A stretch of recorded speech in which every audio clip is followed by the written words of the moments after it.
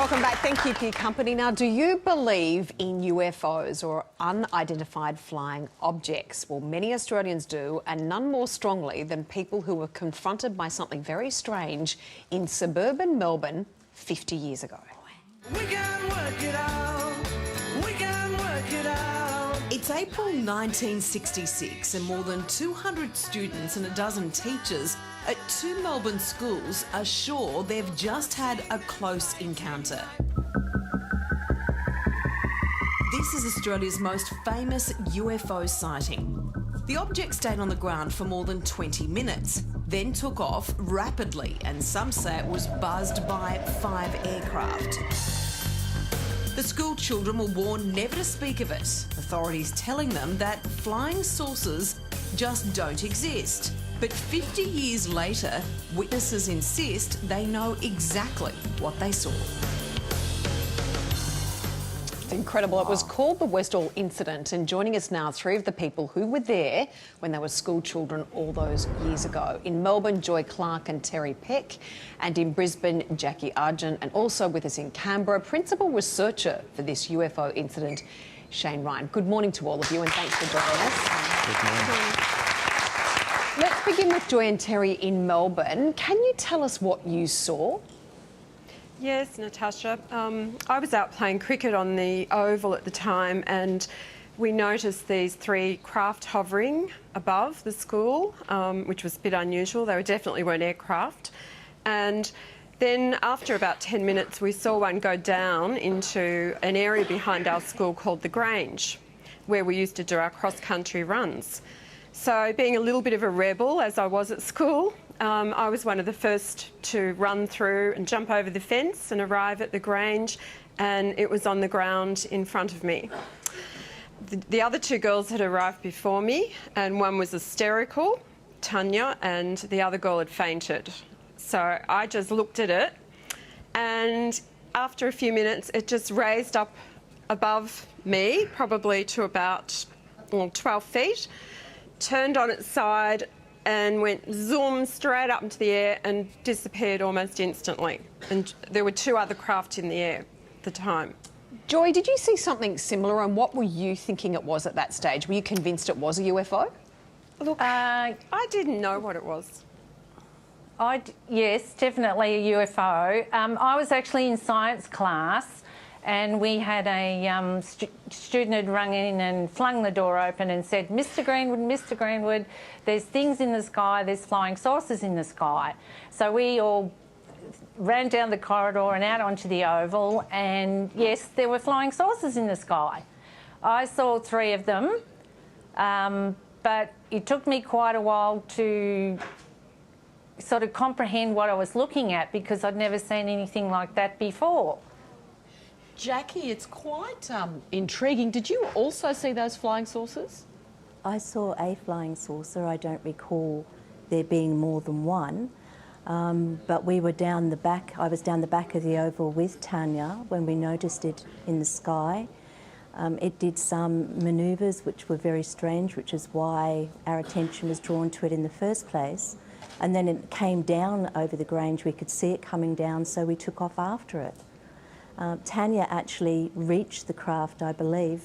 I didn't, because she came back screaming towards me, and then I ran back with her to the school. She got taken away in an ambulance, and that was the last time I saw her. And can you tell us a bit more about these craft? What colour were they? How big were they? Did they actually land, or were they just hovering above the ground? The craft I saw was silver in colour. It was round. It did come down on the ground. Even though I didn't see it on the ground, I saw the marks that it left later on that day. It could move incredibly fast, and it could also appear to stand still.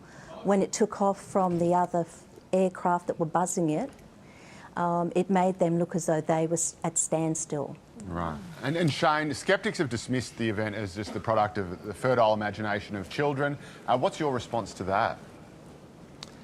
Some sceptics have, and there are other sceptics, I think, who take a more serious look at a story like this, a story which has so much witness testimony. I'd like to begin by paying tribute to Joy and Terry and Jackie and all the other witnesses who have been brave enough to come forward and talk about this story. 96 witnesses so far have been happy to talk to me about the flying saucer that they saw. 147 people have come forward and spoken to me about the circles in the paddocks that were left behind by the flying saucer. So if you just look at those numbers alone, you realise we're looking at something pretty important. Now, remember, when we talk about UFOs, obviously in the general social consciousness, people think about extraterrestrial craft. UFOs simply means unidentified flying objects. We don't know what an extraterrestrial spaceship, for example, would look like. Now, it just simply means something that was seen in the sky that nobody could easily identify. And I think we have to begin with that. Now, as interesting as a program as the X-Files is, and absolutely it is, I think this is a UFO story that all Australians need to know about, need to take seriously. Can I ask what happened to the girl? You took her back to the school, the one that was hysterical. Is it Tanya? And she went into the hospital, and then you went to visit her at her place, and they said she didn't live there. That's Yes, right. I went to her house the following day, and an English-speaking woman opened the door and said there had never been a Tanya living there. Now, the problem with that is that Tanya's parents didn't speak English to start with. I think they were Yugoslavian. So I'd been to this house a lot of times and then was told, no, sorry, you're mistaken. Oh my God, So that's what's happened to her? Do you know if she disappeared? Have you had any contact with her? Do you know where she is and what happened? I have had no personal contact with her. I know one of the researchers has. She prefers to stay anonymous and not be involved in anything at all. She told the researcher that she had no recall of what had happened. And then there was a very odd story about her parents putting her in a convent for some reason that was, to me, totally ridiculous. That's it. Terry, we've seen drawings that look like a flying saucer and even two flying saucers. Can you describe for us what was there? Yes, it was about 1.5 times the size of a normal family sedan, and it was round, silver coloured. There were all lights around the bottom of it, no windows. It threw off a bit of a heat, and it was making a low buzzing sound. Did any of you at all witness anyone inside these unidentified flying objects? Did you see anyone? No. No. No. All right, Joy, Terry, Jackie and Shane, stay with us because we're going to chat with you more right after this short break. Now, we've heard firsthand from these accounts, but Australian authorities are actually accused of covering up what really happened. So what's the truth? Don't go anywhere. We'll return in just a moment. Welcome back. Now, returning to our special examination this morning of the Westall Incident. Now, it happened 50 years ago when many people reported seeing a UFO land in suburban Melbourne. We're joined once again by Joy Clark and Terry Peck in Melbourne, and in Brisbane, Jackie Argent. Now, they were just school children at the time and clearly remember what they saw. Also joining us from Canberra is principal researcher for this specific UFO incident, Shane Ryan. Joy, to you firstly. Now, you were interviewed by journalists, reporters at the time. What has happened to your story since then, and do you think there has been a cover-up? Oh, absolutely. That film, I was interviewed by Channel 9 and at the front of the school, and a man walked up to me. He was in blue, so he may have been Air Force or perhaps police, I'm not sure. Put his hand on my shoulder and told me to stop talking and go back into the school, and then turned around to the the cameraman and the reporter and told them both to go away. But previous to that happening, not long after the sighting, the army arrived opposite the school in 3 jeeps and jumped out of the back, and they were in camouflage gear and all that sort of stuff. So they were sort of out the school for quite a while. And then we had a special assembly. We were all called to a special assembly and told that we hadn't seen anything. It was a weather balloon. We're all massively hysterical. Don't talk about it. If you talk about it, you'll get into trouble. And I got detention because I had been interviewed by Channel 9. Joy, let me ask you a little bit more about that. What would you say, because there might be people listening to your story today and being a little sceptical and thinking you're a little girl, sometimes memories can change even though we're convinced that we see a particular thing, and perhaps it was a weather balloon or some other sort of aircraft and not necessarily a UFO? No. Definitely UFO. I'd never seen anything like it before, and we were used to seeing aircraft because we weren't that far away from Moorabbin Airport. So we would quite often see the little planes fly around. So it was nothing like I've ever seen ever since either. So how old were you? 12 and a half. Okay. And how soon after you saw the flying saucers did the Army and or possibly Air Force personnel show up? How quickly did they get there? I reckon probably 25, 30 minutes. Right. And Shane, do you think that this could have been some kind of piece of military equipment or some other type of apparatus that's perfectly innocent? Well, I take an agnostic view of UFOs, and this particular UFO story included, because we simply don't know. We don't know what UFOs are. But I think it's fairly obvious that it's difficult to find simply a prosaic, mundane explanation for what so many of these witnesses saw. It's easier for us to say what it wasn't. If you look at the evidence, if you sit down with the hundreds of witness testimonies, we can say fairly confidently, this obviously wasn't an aeroplane, it wasn't a helicopter, it wasn't a drone, it wasn't a kite, and I don't mean to prick anyone's balloon, but it wasn't, to me, quite obviously a meteorological balloon or anything like that. So then we're left with the mystery, what was it? Now remember, when we talk about UFO stories, it's often these days lights in the skies, people out in the outback seeing something while they're alone. This happened in broad daylight, literally hundreds of witnesses.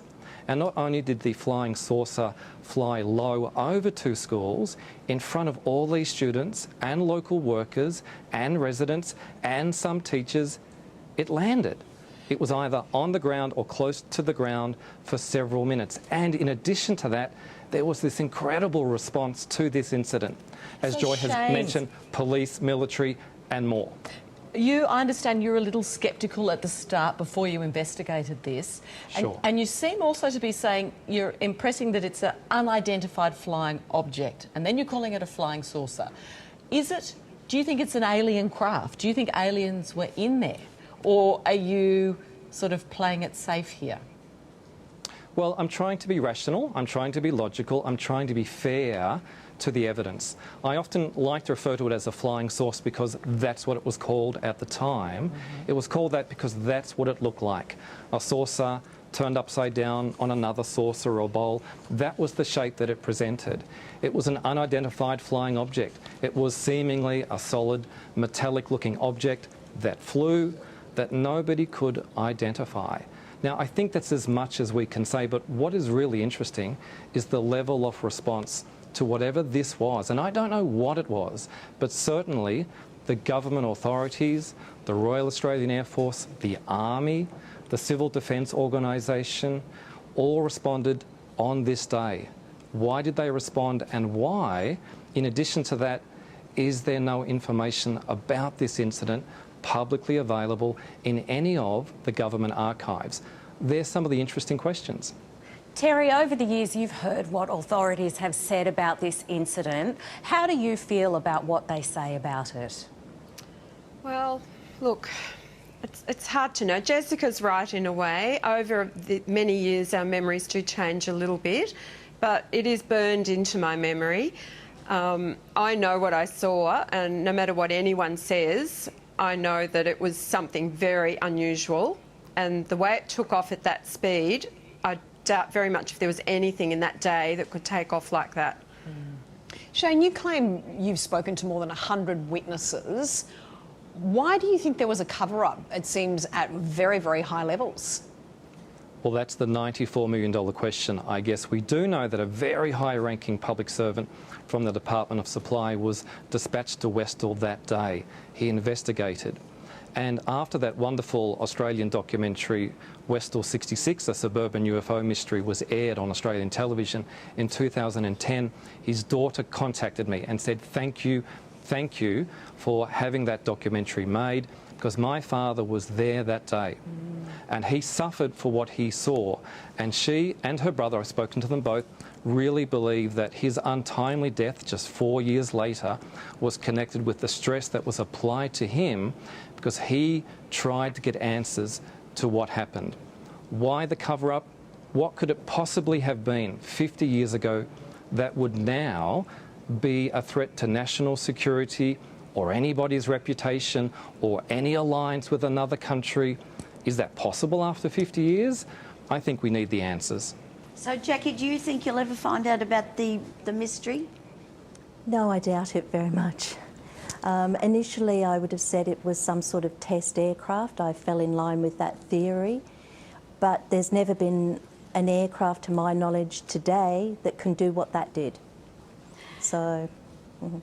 Sorry, I've had a question for you, but I just think, are you glad to have been able to speak out about this after so long? Do you feel relief? No, not really. I think the experience actually contributed to my demeanour as an adult, the way that I handle situations and the way that I respond in a critical situation in particular. So the bullying that I underwent with those men that came to the school, which was definitely bullying now, has made me more resolved in the way I've lived my life. Is that the same for all of you? Yes and no. I think I've gone a little bit the opposite, where I've become more outspoken and I don't take people's criticism and trying to tell me that I was crazy, because I know what I saw. So nothing will change my resolve. It's in my brain forever. Thank you so much for sharing your thoughts and your stories with us this morning. We really appreciate it. Joy Clark and Terry Peck in Melbourne, Jackie Argent in Brisbane and Shane Ryan in Canberra. We generally really appreciate your time and for sharing your stories. Thank you so much. Thanks, guys. Thank you. Thank you. I think frustrating for them is they are adamant what they've seen and they're very frustrated because they're not believed. It's just bizarre.